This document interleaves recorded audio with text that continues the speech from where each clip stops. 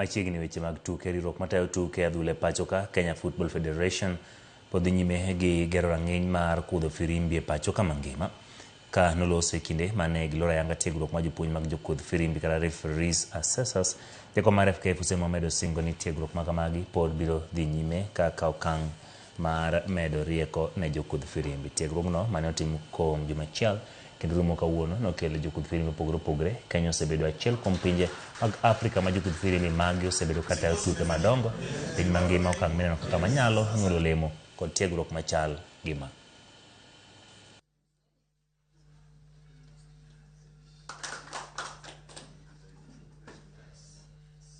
Learn about the modern refereeing. As we all know, things have changed in terms of football, in terms of refereeing.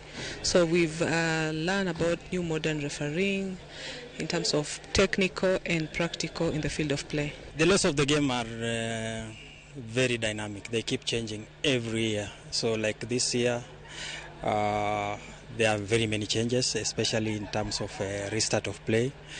So it is important that as the law change, the referees are updated, the people who work with them as assessors are updated.